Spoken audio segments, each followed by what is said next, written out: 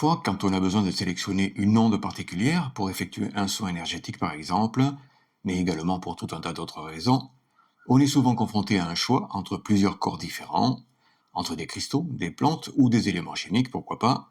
dont on sait que tous vont apporter les mêmes résultats. S'ils apportent les mêmes résultats, malgré tout, chaque corps de la nature est différent, parce qu'il s'agit d'une énergie avant tout, qui vibre à une fréquence qui lui est propre, et chacun de ces corps a un certain dynamisme qui doit apporter tout de même quelque chose de plus et agir plus rapidement. Difficile donc de choisir entre tous, et plutôt que de tous les essayer, on peut utiliser la loi du dynamisme des ondes pour les départager plus facilement. Les travaux de Louis Turenne nous apprennent que plus une onde est dynamique, et plus il va être facile pour elle de repousser et d'éloigner progressivement une onde moins dynamique qu'elle, ce qui lui permet d'augmenter la longueur d'onde générale, et on sait que plus la longueur d'onde est importante, et mieux on se porte. Ce phénomène de dynamisme est très étonnant, parce qu'il est absolument contre-intuitif au départ, et on va voir ici comment ça fonctionne. Voilà un tube en verre rempli d'eau, et si on lance le pendule au-dessus, il gira à gauche parce qu'il a capté l'onde magnétique négative de l'eau. Il y a d'autres ondes en présence, celle du tube en verre et même celle du bouchon, mais l'onde de l'eau est la plus puissante et notre pendule va toujours capter l'onde la plus puissante en premier. Voilà deux tubes en verre, tous deux remplis d'eau, et placés à quelques dizaines de centimètres l'un de l'autre, et si on lance le pendule au-dessus de l'un d'eux, il oscille en direction de l'autre. S'il oscille de cette façon, c'est parce qu'il a capté une onde encore plus puissante que celle de l'eau, une onde de résonance qui se crée systématiquement entre deux corps identiques, et la loi des semblables, dont on a déjà parlé, s'applique automatiquement dans ce cas. Cette onde qu'il vient de capter est uniquement magnétique, et c'est ce qu'on appelle communément une onde primaire. Et cette onde primaire est tellement puissante que si on déplace l'un des deux tubes, le pendule reste toujours accroché à cette onde. On a déjà vu tout ça, rien d'étonnant pour l'instant. S'il y a une onde primaire, c'est parce qu'il y a forcément une onde secondaire, et cette onde secondaire se crée ici au milieu de l'onde primaire, et se propage toujours perpendiculairement à l'onde primaire.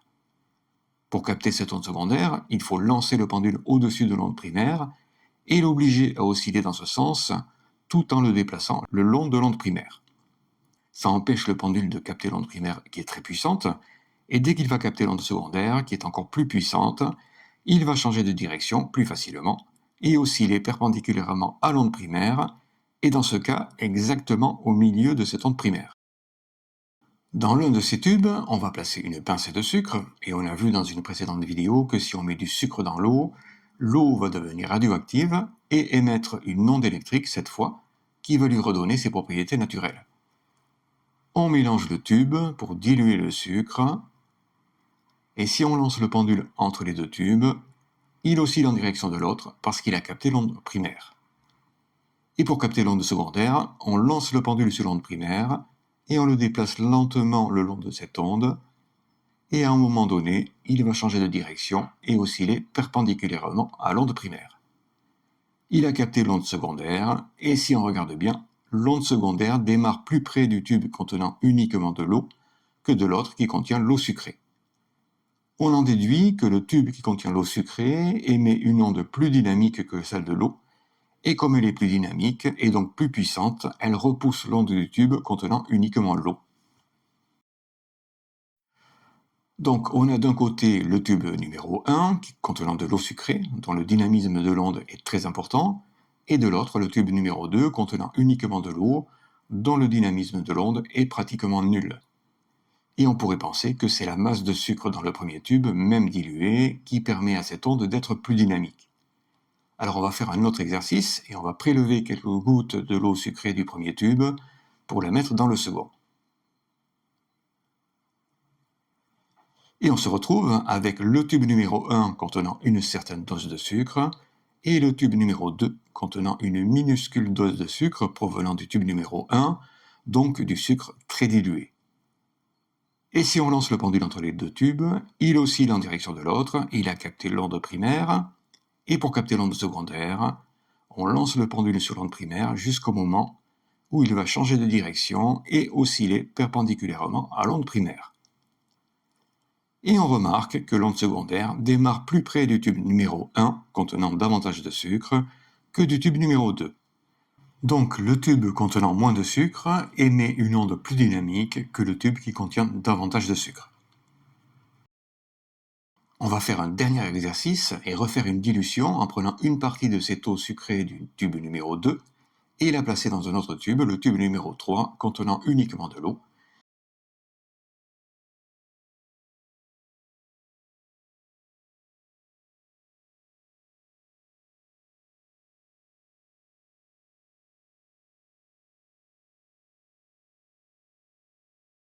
Et avec toutes ces dilutions, ce dernier tube ne contient pratiquement plus aucune trace de sucre.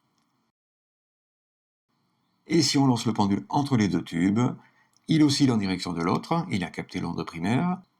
et pour capter l'onde secondaire, on lance le pendule sur l'onde primaire jusqu'au moment où il va osciller perpendiculairement à l'onde primaire. Et on remarque que l'onde secondaire démarre plus près du tube numéro 2, contenant davantage de sucre, que du tube numéro 3, qui ne contient pratiquement aucune trace de sucre. En conclusion, plus on dilue le sucre, et donc moins il reste de matière, et plus l'onde devient dynamique, et on sait donc que ce n'est pas la quantité de matière qui va dynamiser les ondes et les rendre plus puissantes, bien au contraire. Et bien sûr, si on avait à choisir entre ces 4 tubes pour effectuer un saut énergétique, par exemple, on utiliserait celui dont l'onde est la plus dynamique, parce qu'on sait qu'une onde dynamique va permettre un soin plus efficace et plus rapide. Et c'est de cette façon qu'en radiesthésie moderne, on sélectionne une onde ou une énergie lorsqu'on est confronté à un choix et qu'on n'arrive pas à se décider. Alors bien sûr, cet exercice n'avait pas pour but de diluer des cristaux pour les rendre plus dynamiques, mais de faire comprendre que les ondes qui proviennent d'un cristal ou de n'importe quel corps de la nature peuvent être plus dynamiques que d'autres pour nous aider dans tous nos travaux. Et ça marche également sur les cristaux, les plantes, les huiles essentielles, les fleurs de bac, les éléments chimiques, bref, tout ce qui dans la nature peut nous aider à faire un soin énergétique. Et d'ailleurs, si on avait un choix à faire entre 2 cristaux, parce qu'ils appartiennent tous les deux à la même famille, plutôt que de s'en remettre à l'esthétique des cristaux, on les place l'un en face de l'autre, on lance le pendule sur le premier pour capter l'onde primaire, on lance le pendule sur l'onde primaire pour capter l'onde secondaire, et on regarde à quel endroit l'onde secondaire se crée pour savoir laquelle de ces pierres a l'onde la plus dynamique, et on sait maintenant laquelle choisir. Merci d'avoir suivi cette vidéo, et si vous voulez en savoir plus,